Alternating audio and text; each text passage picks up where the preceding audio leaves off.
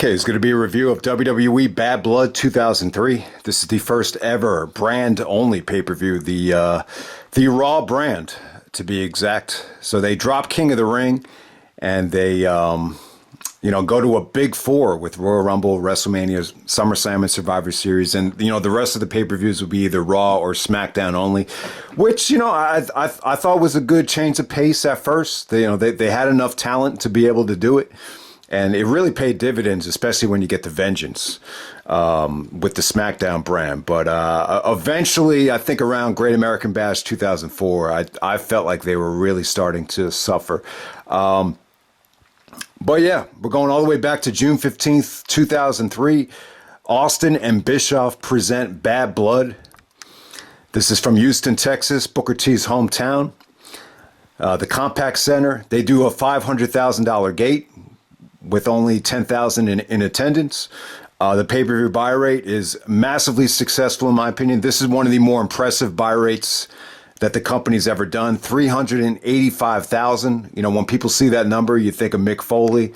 And I would definitely agree. I think bringing in Foley as the referee and a lot of the stuff that he did with Triple H on the mic leading up to the match definitely helped out the buy rate. But it's not a one-man show. I thought this was a collaborative effort. I think when you look at this show, it feels like an invasion supercard. You got Scott Steiner, Eric Bischoff, Goldberg, Flair, and Nash all in singles matches. This is the kind of show that I think people were hoping for during the invasion. But by the time you get to 2003, it didn't quite feel like a super show. But the show overall, I thought it was, I can really admire the success of the show. And I did like a lot about it. But I definitely think you could argue this as being the worst pay-per-view of 2003. I think I've actually been on record before saying this is by far the worst show of 2003. I think you could argue either, Judgment Day, Bad Blood, or even No Mercy. Actually, I would say maybe Armageddon. Those would be the four that I think you could argue for weakest pay-per-view of 2003. But I think when you look back at 2003, there was a lot of ups and downs. I think the best part of the year is just the storylines that were taking place on both Raw and SmackDown. Raw for the storylines, SmackDown for the wrestling quality. So there you go with that. But with Bad Blood, it's a title that they didn't keep. The original Bad Blood was 1997, the Hell in a Cell with Taker and Michaels, where the Bad Blood theme really worked for that show. But I don't think Vince was crazy about the title. I don't think it had the ring to it that King of the Ring had. Obviously they weren't going to do King of the Ring anymore with the brand-only format. But yeah, I don't think Bad Blood had the ring to it that Vince was happy keeping as a permanent title. So after 2004, they actually dropped it. But yeah, man, let's get right down to it. There's a lot to say about the show. Got a much better buy rate than Judgment Day. 385. That's a huge jump from Judgment Day, which was Raw and SmackDown. So that just shows you, I think the show was very, very well promoted. And it did better than Backlash, which is crazy. Backlash had Rock and Goldberg, and this show blew it away. And, it got like 40,000 extra buys than Backlash. So that's really interesting. But I do think this show definitely had a little bit more depth in terms of attractive one-on-one matches. Okay, and on to the main show. We got the Dudleys taking on Christopher Nowinski and Rodney Mack, coming out there with Theodore Long, the former referee, and the eventual SmackDown general manager. Yeah, I thought Teddy Long was great, man. He was definitely great on the mic. Jim Ross said he reminded him of Reverend Al Sharpton. And was it Jesse Jackson or Johnny Cochran? I can't remember exactly who he compared him to. But yeah, Teddy Long was great on the mic. The theme song with this Mack Militant theme, it really worked when he became the SmackDown general manager. But yeah, this was just temporary. You almost tried to do like a race, I want to say racist, but like an all-black stable here with Rodney Mack, Teddy Long, and Jazz.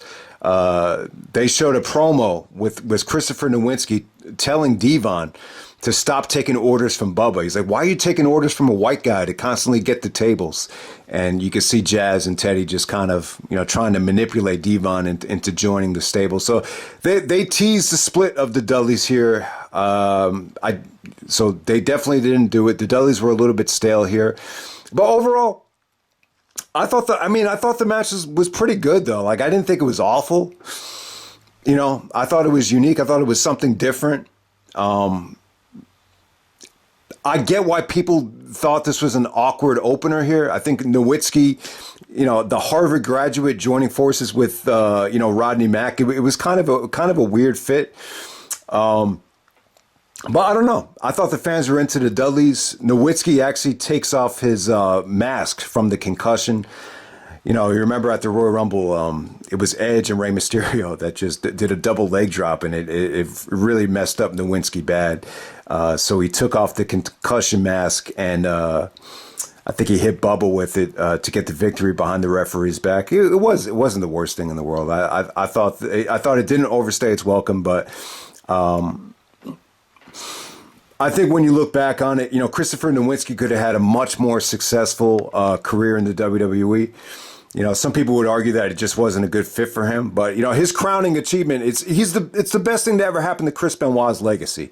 I wouldn't say that he saved Benoit's legacy, but I think he kind of repaired it from doing like ultimate, annihilation type of damage, because he really, he had the discussions with Benoit about the brain, and he was able to talk to Benoit about it, and Benoit was the one that actually told him. He said, yeah, man, I've had so many concussions, I can't even remember how many concussions I've had, because I've had so many. And he remembered that, and after the situation happened, he did some research on it. So Dark Side of the Ring really showed you that Nowinski went above and beyond to really go into depth about how bad these concussions can be on the brain. So that's his crowning achievement. I wish he could have got. I thought he had a lot of potential.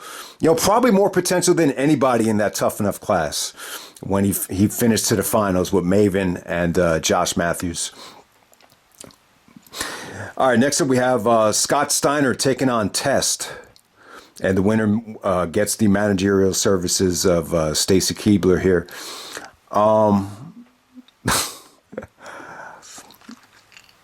Okay, so at this time, Test and Stacy are kind of at odds. Test is really trying to get Stacy back, but Stacy's just like disgusted, by him. It's almost like a relationship that just kind of ran its course at this time. So if anyone has the original version of it, and I remember at the pay-per-view party, people were just losing their shit over this. So the beginning of the match, Test and Stacy are like arguing with each other, and Scott Steiner jumps off the ring apron and totally misses Test and just lands on his ass here. And so when you watch it back on DVD, or if you watch it back on the network, they have an alternate camera angle, and it just doesn't look as bad, but you could clearly see people in the front row just laughing at Scott Steiner. So, I actually put this on the little Scott Steiner fuck up mixtape that I made for the pay-per-view party, and it didn't really come out that good. And some people even clowned on me for saying, that it kind of sucked. But this is the one moment from Scotty that you just say to yourself, man, this run is just not going well here. But the match was cool. I mean, what I think this match did for both guys was it gave Scott Steiner Stacy to look forward to. Scott and Stacy did some really, really hot things. There was actually a lap dance with Stacy Keibler giving it to Scott Steiner to make Test jealous, which was probably one of the more hottest, along with the Sable and Tori bikini contest. That was, one of the hottest moments in WWE history. But yeah, the match is good for Test's personality. He really did a good job of, playing up to Stacy and kind of showboating for her. And Jerry Lawler was funny. He was like, man, if Test showed this much attention to Stacy while you guys were together, you probably still be together. So I thought that was pretty funny. But ultimately, Stacy took a couple of bumps here. And Scotty actually gets the win with almost like a cravat into like a flatliner. Interesting move from Scott Steiner. Honestly, man, I did not think Steiner looked awful here. I thought he looked a lot worse when he was wrestling Triple H. I just thought the punches and just those matches, you could just see the flaws in Scotty a lot more than in this match. This was actually a little bit more digestible. I wouldn't say the match was great. But the highlight of the match is just Stacy Keibler. I mean, Stacy just looked great. Her legs looked awesome. She's someone that just didn't need the breast enhancements. I think when you're that pretty and you have legs like that, I just think the breast implants would have kind of taken away from her legs. I mean, there's certain girls where I think they really needed it, like a Terry Runnels or a Christy Hemme. I think that definitely made them a little bit more attractive. But, someone like Stacy definitely didn't need it. And if you love Stacy Keibler, you love this match. This is where the phrase, I believe, ass cleavage really became popular. You saw Scott Steiner really tell Stacy to go back and forth between the ring so he can see her ass cleavage. And that kind of became like a popular title, popular name. Because you could see, Stacy's cheeks hanging out of the skirt. So there we go with that, with Scott Steiner and Test. But this whole testicle thing with Stacy and Test, I just don't think it. I don't think it hit the way they were expecting it to. I'm going to talk about the Austin and Bischoff stuff. I'll talk about that, before we get to the triple main event. But next up for the Intercontinental Championship, we got Booker T challenging Christian for the Intercontinental title. So Christian wins the IC title at Judgment Day in the Battle Royal, which was great for him. It looked like they were going to do the split between him and Jericho with the way he betrayed Jericho. But on the highlight reel the next night, Christian comes out with a haircut, and then Jericho's like, I would have done the exact same thing. He's like, Christian, you're all grows up and you're all grows up. So it was great for Christian. He was getting the rub from Jericho. They also did a highlight reel with The Rock. I believe it was on June 2nd. So The Rock comes back, and he really did a good job of giving guys like Hurricane, Christian, and Booker T a nice little rub before he went to Hollywood. So if you remember on that highlight reel, there's about 20 people chanting Rocky sucks. But Rock came back because he wanted to get a nice little, send off before he went to Hollywood. Just to leave on a positive note, they wanted to turn Rock back babyface, but there was still like some people chanting Rocky sucks. So Rock did the famous quote where he's like, "There's about 20 people saying Rocky sucks." And let me tell you guys something: The Rock gets more pie in a day than you guys get in a lifetime. So he kind of shut those fans up. But yeah, man. In this match with Christian and Booker T, you saw Christian actually do a rock bottom, paying tribute to The Rock there. And plus he created the Peep Show. The Peep Show was inspired by the People's Champion. So that kind of ties into The Rock too. But yeah, man, I got to say about this match, though, kind of disappointing. They're in Booker T's hometown of Houston, Texas, and it didn't really feel like the fans were any more supportive towards Booker T. It almost felt like a wasted opportunity for Booker T. I mean, it really did. I mean, they put him on the poster for Judgment Day. So, usually when they put you on a poster, you would expect a main event push. And then it's almost like they did the same thing that they did with Benoit at Backlash. We're putting it in Edmonton in 2004. So they put the pay-per-view in Houston. So they probably did have, plans to put Booker T in the main event here. But, it just ended up being a consolation prize, going after Christian in the IC title. I thought the match was going good. Like I said, Christian busted out the rock bottom. Then eventually, after he was getting his ass kicked, he tries walking out of the arena. And then Jack Doan, the referee, says, Christian, if you do not get in here, then you will forfeit the Intercontinental Championship. And then as soon as he gets into the ring, he hits Booker T with the title, and then he gets disqualified. It's a little bit weak. It's like, well, why didn't you just say that if Christian, uses the weapon, he would lose the belt too? But at the same time, you just got to kind of look past it and just say it just made Christian into being a chicken shit heel that would just do anything to retain the title, even if it was a little bit cowardly. But you get the point here. Christian got a new haircut, new persona, new confidence, and I think he upgraded himself. I believe Vince told Christian, "I want you to cut your hair. I want you to stop looking like a hippie." And I guess Christian was reluctant to do it at first, but But no, I talked about this at Judgment Day. Like when he looks back on those days where he had the long hair, he just looks like the definition of a mid-carder. But the haircut more than, almost more than any other guy. Maybe Austin would be another guy that just really benefited from shaving his head. Christian, I would say, really, really benefited from getting a haircut. No doubt about it. The match wasn't anything special, but Christian and Booker T will go on to have some really, really good work over the IC title in the summertime. All right, next up we have La Resistance challenging Kane and Rob Van Dam for the tag team championships. This is where the tag titles went to shit, man. I mean, you could definitely argue that they already went to shit at this point. So on Raw, they're teasing a lot of stuff between RVD and Kane, where Kane is not having Rob Van Dam's back, and Van Dam went up to Kane. He's like, "Dude, where were you?" So they really planted the seeds for the Kane unmasking here. They really just tried to showcase that Kane was stale, out of touch, and just lacking confidence. That's what they tried to show here. But in a situation like this, it almost felt like they were, sacrificing the integrity of the tag team titles in favor of a storyline. So that's kind of where the tag team titles were at the time. I'm just not a big fan of just throwing the tag titles on a team that hadn't proven themselves. But yeah, Rene Dupree and Sylvain Grenier, they were able to get on the microphone and hype up the president of France right before the match. But, in terms of them as a package, I just couldn't get behind them. I get it. They're big jacked up dudes.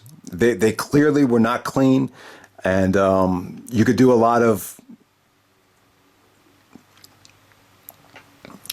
matches where you can get it to be a little bit more patriotic with the Dudleys. So you definitely understand why they got the tag team championships, but it's just a little bit head scratching. When you look at these guys, you kind of say to yourself, like, what happened to the wellness policy? Like, what happened to the steroid scandal? And at this time, like a lot of guys and I think this is why the Indies had such an explosion. Like 0304 with Ring of Honor and Punk and the Ted Petty Invitational, you had all that talent, at Ted Petty. But what are guys like CM Punk and Mike Quackenbush and Samoa Joe supposed to think, like, when you're bringing up guys like Chris Masters and Rene Dupree and, Batista and Randy Orton? Like, is this the way you have to look? Like, they probably thought they didn't have a chance, looking at guys like this. But ultimately, Van Dam tried to build some momentum. He really tried to, connect with the fans right before the tope. He accidentally ended up hitting Kane. That enabled La Resistance to hit the double flapjack to win the tag team championships here. So it is what it is. But, there's just everything about Renee and Sylvain at this time. It just screamed, these are just two generic bodybuilding guys looking like they just came out of developmental. And when you look at a match like this, like sometimes I say to myself, man, that was such a great time, 2003, with the pay-per-view parties and this and that and the way WWE was. But when I watch a La Resistance match, I'm just like, ugh. I can live without this shit. No doubt about it. Okay, next up, we're moving on to the triple main event. We got Bill Goldberg taking on Chris Jericho in a match that should have happened in WCW. So the video package here was great, man. Like it's so good that it almost makes Jericho out to be the babyface. When he said, the bigger of a star Goldberg became, the bigger his ego became, and he used to drive me crazy. And he didn't get a chance to draw money with him in WCW, so he went to the WWE, and then in the WWE they show him winning the Undisputed Championship, and he became one of the biggest stars in WWE history. So man, there's a lot of great stuff to talk about here. I thought it was a great video package. Just the whole match is just really, really fun to me. This is one Goldberg match that I could put on and just enjoy everything about it. The video package, the match, the interaction, Jericho's heel performance. Jericho is a great heel here. I just thought he was awesome on the mic, in the ring and on the mic. I think this is the best, blending of Jericho's talents in 2003. And it's funny, like, it's hard to imagine that he was only 32 years old at this time with how, well seasoned he was. But But yeah, man, there's a lot of animosity between Goldberg and Jericho. Obviously, they started out as friends in the old WCW days, but like Jericho said, the bigger of a star Goldberg became, the bigger his ego became. And when they were going to have a match in a program in WCW, Goldberg wanted it to be a squash, and Jericho wanted to build it up and, you know, do the thing on pay-per-view, but you know, Goldberg didn't think Jericho was a big enough star. And they even got into, I didn't even know about this, but they even got into a scuffle here about kicking out of the spear. Like, apparently Goldberg thought he was cool with Rock kicking out of the spear, but he wasn't cool with Jericho kicking out of it. So, whatever. And this is the problem with bringing in Goldberg. And I know people love Goldberg, and, you know, he brought excitement to the company, the man that everybody wants to see. But when the product is becoming more wrestling based, this is the side effect of bringing in Goldberg, someone that didn't want to wrestle and just wanted to have, you know, squash matches. And then there's other guys that would agree as well that, you know, you bring in Goldberg, you got to have him, you know, annihilate people. But it's tough. It's a tough call. It's a tough sell. But I thought Jericho here was great. Even some of the highlight reels that weren't even involved in this feud were great. When Goldberg first came in, he had Jericho had him on the highlight reel, and he's just like, the question is, Goldberg, why? Why did you come to the WWE? Why didn't you stay in Japan? Why didn't you stay at home with your 57 animals or whatever it was you were doing? So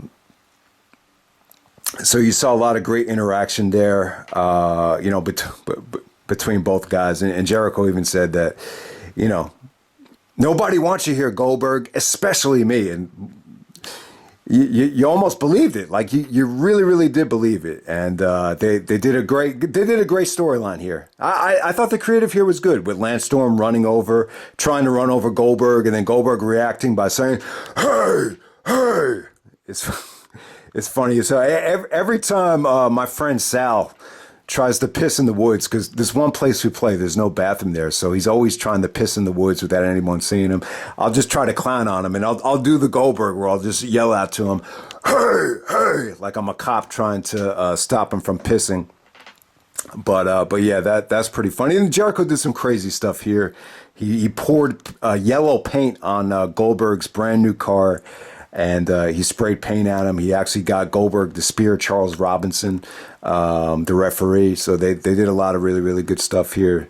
Yeah, even on the highlight reel as well with The Rock, Jericho was trying to get The Rock to admit that taking the spear is really, really painful. And Rock actually told Jericho, watch out for the spear.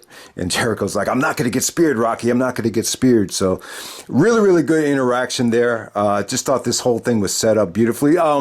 As far as Goldberg's mic skills, yeah, I just didn't think he seemed really that comfortable. He's like, mess with me on Bad Blood, your ass is on. And he said, what else did he say to Jericho? He's like, the only thing I got to tell you, Terry, is that Jericho is next. So I just thought Goldberg was he just seemed a little bit uncomfortable with his delivery, but overall, I thought this was one Goldberg feud that was quite enjoyable. And the match was pretty damn good.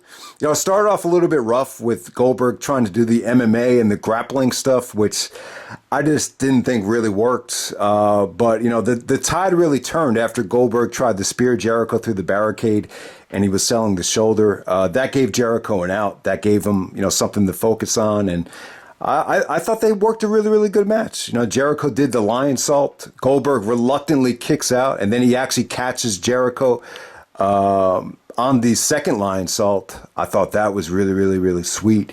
And on the jackhammer, Jericho was able to swipe away Charles Robinson and then get the low blow on the Jericho. And then the fans start chanting, Y2J, Y2J, when Jericho locks on the walls of Jericho. So I was going crazy at the pay-per-view party when he got him in the walls of Jericho. And the fans got behind Jericho. They were chanting, some of the fans were chanting Goldberg sucks, including these two guys at ringside. One was dressed up as Winnie the Pooh, and the other guy was dressed up as Tony the Tiger. I think it was Winnie the Pooh. And Goldberg, he saw them, and you could tell he got really, really. He kind of gave him like a smile, like a dirty smile, right before he hit the jackhammer. So yeah, I mean, kind of a predictable match, but I thought Jericho put up a great fight. Goldberg is able to get another spear and then suck it up with the final jackhammer to put Jericho away. But yeah, I thought this was good stuff, man. Just really, really entertaining. After the match is over, Goldberg goes up to the guy dressed up as Tony the Tiger. He's got a Jerichoholic sign, and then he actually says to Goldberg, "You can't wrestle." And they didn't show it here, but this I remember being on the WrestleZone forums. I think he actually wrote into the WrestleZone website. He gave them some details explaining the interaction between him and Goldberg. And after he told Goldberg, "You can't wrestle," Goldberg said to him, "Your mom's a whore." So that's how it kind of ended right there. But yeah, man, that interaction was fun. This whole match was just a lot of fun to me. And apparently Goldberg got a standing ovation when he came back. So yeah, I do think Goldberg had a tough time, like adjusting to the WWE. So I think a lot more than Jericho, he needed that pat on the back from Gorilla. The guys in the Gorilla position, and Vince McMahon more so than Jericho. But we're going to move on to Ric Flair and Shawn Michaels. The second meeting between them. If anyone remembers, Shawn and Flair actually met when Shawn was with the Rockers. You remember that famous promo with Marty Jannetty at the barbershop when he super kicked him into the glass? Before Shawn turned on him, I believe he actually told Marty, and I was able to wrestle Ric Flair, which is something you've never done. So it's pretty well documented that Shawn and Flair did wrestle, back when Shawn was part of the Rockers. So this would be their first pay-per-view match. And it was great stuff, man. And it really kind of was built the night when Flair was supposed to lie down for Triple H in Charlotte, North Carolina. That night was really like one of Flair's crowning achievements, and I feel like that was the night where the WWE did a magnificent job of just promoting Flair's legacy, and the whole night was just very, very well done. And this is what I love about Flair. I love that he never lost that passion. I love the fact that he's he could get very emotional, but at the same time, he could get very sentimental as well. There's a promo where Shawn actually looks him in the eye and he just tells him, "You are without a doubt the greatest wrestler that has ever lived." And you could see the tears coming out of Flair. So really, really good stuff there. Anything between Flair, Michaels, and Triple H was just, very well executed, over the years. And obviously, the story. Flair put up a great fight against Triple H, and they really did an awesome job of paying homage to him that night. I think it was in Greensboro. It was in Greensboro, North Carolina, to be exact. And then they kind of played off of that, and they were going to have Flair and Michaels tag together against Triple H, and I can't remember who Triple H's partner was. It must have been Randy Orton, but I don't know. It doesn't really ring a bell. But in that match, Flair actually turned. As soon as Flair gets tagged in, he turns on Michaels and he calls him a Ric Flair wannabe. He's like, "You, Michaels, will always be a Ric Flair wannabe." And then Shawn responds to him by saying, "You didn't pass me the torch. I took it from you. I became the showstopper, the headliner, the main event." And I think that's important. It's important to realize that, yeah, even though Shawn was inspired by Flair, and Shawn even told this to Dolph Ziggler as well, like you got to take it to another level, or you have to reinvent yourself. And I think Shawn is always, especially in the 90s, like he took it to another level in terms of athleticism, in terms of charisma, showmanship, that, maybe Flair was a little bit more old school than Michaels. But yeah, the Flair and Michaels stuff was just gold. Great video package, great promos. And then they have their little match at Bad Blood, which was, at the time, a lot of people thought it was match of the night. I think the reaction was kind of I remember it being a little bit disappointing, and the one that was more disappointed than anybody was Shawn. You know, the reports were that he was really, really upset. So the pay-per-view really ends early. You know, they only go to the 2 hour and 33-minute mark. On a pay-per-view, you could technically go really up until the 2 hour and 54-minute mark. You know, that's around the mark where Vince would come out and tear his quads. But yeah, they had at least another 22 minutes of airtime left on the pay-per-view, and Shawn was just like, it's bullshit. You know, there was so much time left. We could have had a much better match.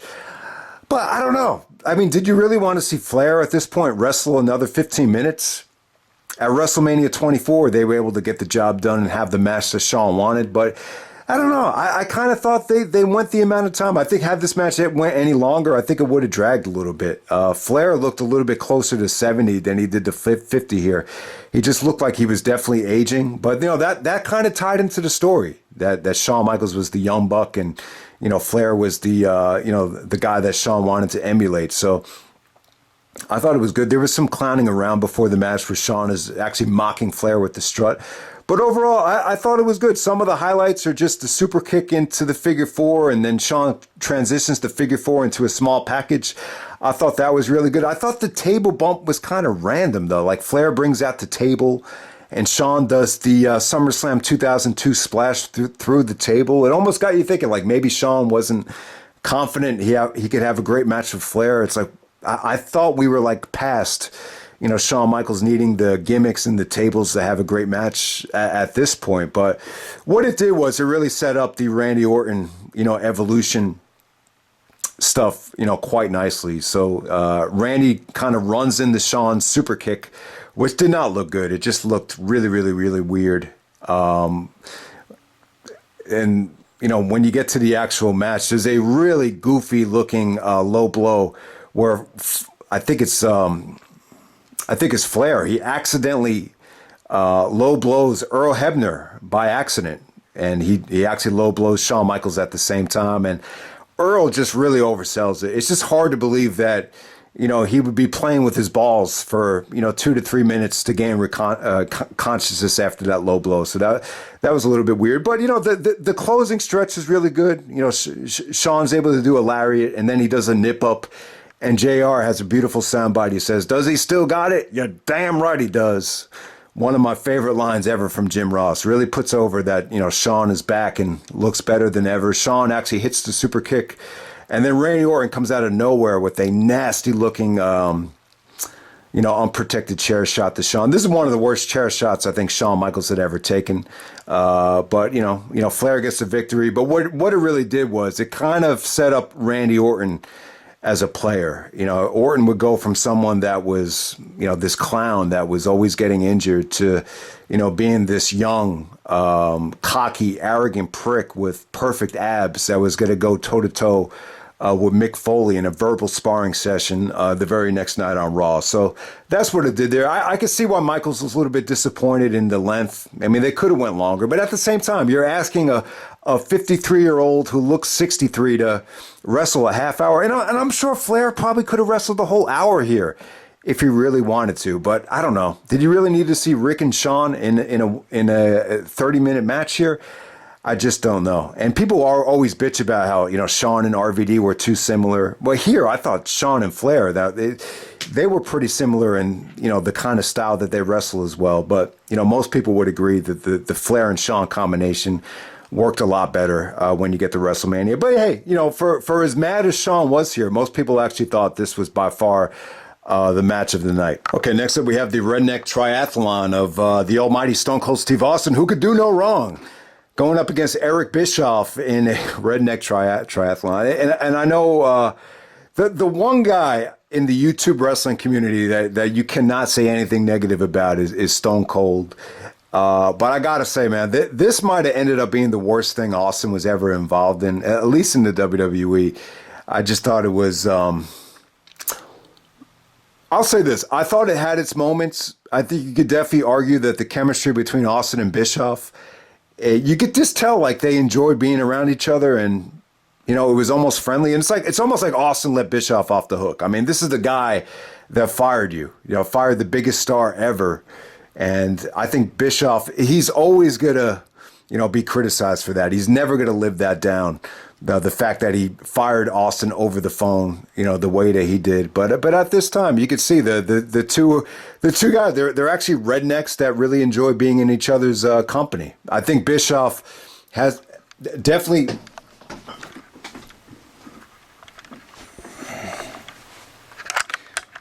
Losing battery power, pain in the ass. It's really hurting the video. I got to remind myself always to have a full battery when doing these videos. But I apologize about that. But yeah, let's get back to it, man. So I think that's one of the things about Bischoff. He puts on this business act like, oh, I'm not really into the wrestling, but I do care about the wrestling business. And just the way he talks, he tries to put on this act like he's smarter than everybody, but he's really just a redneck. He's really just a prick. Like that's the vibe I get from Bischoff. But he is right though. He's right about the Sting analogy. When you go to a job interview and if you look like you have ketchup and mustard on your shirt, you would think this guy's not well enough to do the job. I mean, image is very, very important, and Bischoff is right about that. But there are times where I just think he tries to act smarter than he actually is. I just hate the fact that he has that extra podcast about the wrestling business. I don't know. I just think that's a little bit douchey.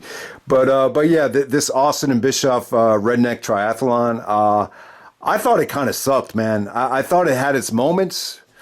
God, the pie eating contest was horrible, and this is his Mae Young sardines moment where Mae Young actually pranks him and puts sardines in her panties to give it that sort of smell. This kind of leads me to believe that, this is why Vince hired Bischoff, so he could just humiliate him. And this is definitely one of those moments, along with John Cena, FUing him into the garbage truck. But the first contest, this is a 2 out of 3 falls Redneck Triathlon, very similar to the Raw Roulette where you have to spin the wheel. So the first one was a burping contest, which was pretty bad. I mean, it was horrible. You could definitely hear the fake burping there. And then the pie eating contest, they had these really, really hot girls. And, that Austin did the whole thing about, that's not where, when The Rock talks about pie, that's not what he's talking about. He's talking about pie, The Rock. And then they actually mentioned they have the phrase poontang pie, which actually makes air. So you have that going on there, and Austin brings out Mae Young. Mae Young does a Bronco Buster on Eric Bischoff. So I just hated the whole thing. When you don't want to hear Austin and Bischoff talking about women having their pie eaten. It's just a horrible combination, and it didn't go over too well to me. But hey. Apparently Vince McMahon found it very, very funny. So there's that. I'll tell you what, the highlight of this whole triathlon was the song contest where Bischoff had to sing his own theme song. And I actually thought that was funny because, the two themes where it almost feels like it's the guy singing their theme. It's Big Show's theme. My brother always clowns on me about this, that, when Big Show comes out, like it feels like it's Big Show singing his song. And the same thing with Bischoff. Like you almost have it in your brain that it's Bischoff singing his own theme. But then when Bischoff is forced to sing his own theme, he doesn't have it, and Austin says he can't sing either. So they end up having a pig pen fun match where Bischoff actually gets thrown into the pigs in the pen in the mud, and Austin celebrates in Houston, Texas. So yeah, hey man, you want to give Austin some credit for the buy rate here. You want to argue that, even though Austin couldn't wrestle, people still wanted to see him kick some ass. And, maybe this Austin and Bischoff thing still had some juice left, but nowhere near as entertaining as the No Way Out match. And then the main event, we got Triple H defending the World Heavyweight Championship against Kevin Nash, with Mick Foley as the special guest referee inside the Hell in a Cell. All right, we were just talking about Austin. I have to bring this up, and this shows you how much Vince really watered down the what stuff. So when Austin announced to Triple H that it was going to be in a Hell in a Cell. So Triple H actually, this is after the Flair match where he got his ass kicked. So Austin comes out and he's like, so after everything Austin says, he has to wait for the chance to say, for the chance to fans to chant what. So he goes like, congratulations, what? You got Kevin Nash, what? Houston, Texas, what? Hell in a Cell. So, I don't know. It was pretty damn cool. It worked a lot better in the video package. But really, really cool storyline here. So Nash and Triple H ends in a disqualification at Judgment Day. Triple H actually uses the sledgehammer to shut up Earl Hebner in the Judgment Day match to get disqualified. So that leads to the referees not feeling safe to referee the Hell in a Cell match. And Jack Doan even brings up Tim White actually got injured really, really bad in the Judgment Day 2002 match from Triple H. So he's out as well. So they can't find a referee that's willing to be the referee. And then Bischoff goes to Austin. He's like, well, what are we going to do about Bad Blood? Looks like they're working together fine there, right? And Austin kind of gives a look like he's really thinking about it. And so he decided to bring in Mick Foley. And then this leads to some great interaction between Foley and Triple H, where Triple H brings up No Way Out 2000. Yeah, they don't even say WrestleMania 2000. They say No Way Out 2000.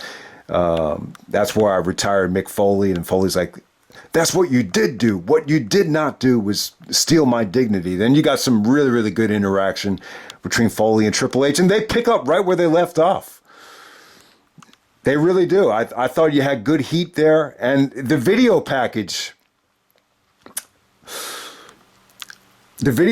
here was great. They actually used the Headstrong song by Trapped.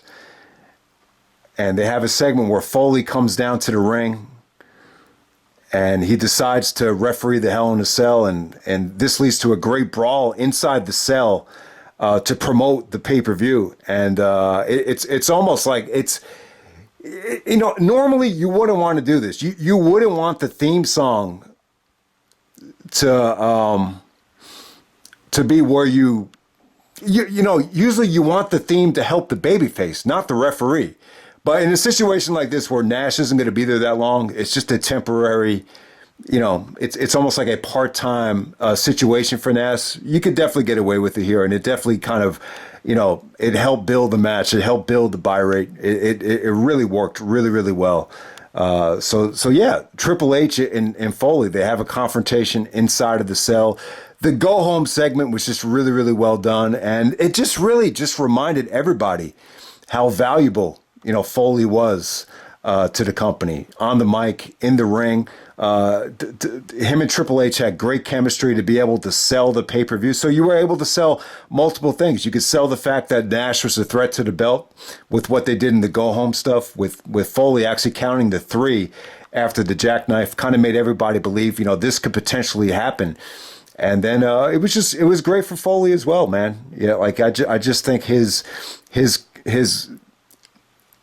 chemistry with Triple H, his charisma, he was able to, get people invested. So there we go with that. And Triple H and Kevin Nash have the match inside the cell. Nash looked really, really nervous here. They did some backstage stuff where he was really taking the match serious. This is the total opposite from Nash in the X division. He just, you could just sense a little bit of a sense of urgency for him. You could just tell he wanted to, go in, and he was feeling the pressure, and he wanted to go in and deliver. And that's what happened here. It's funny. Foley actually gets the star treatment. They actually bring him out last. So great stuff there. So at the time, Foley just came back to promote a book. It was called Tatum Brown. It was like a fictional book. And I talked about this in the No Way Out review.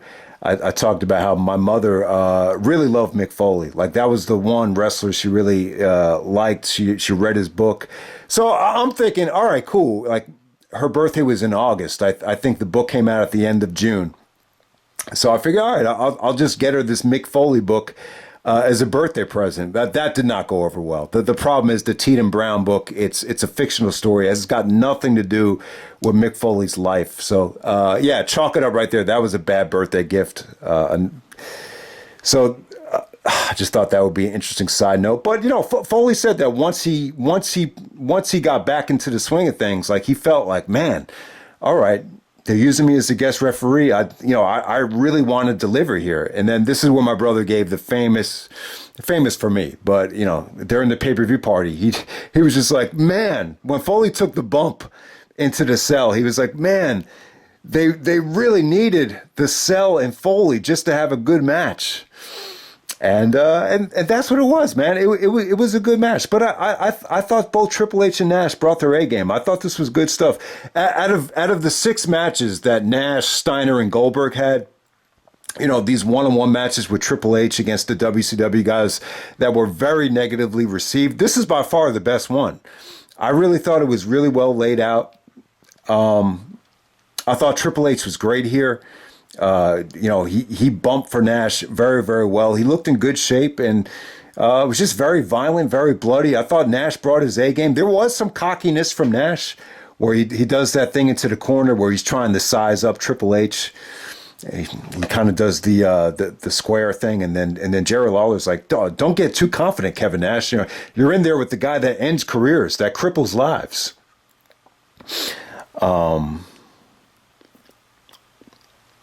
So overall, man, I thought this was a really good Hell in a Cell match.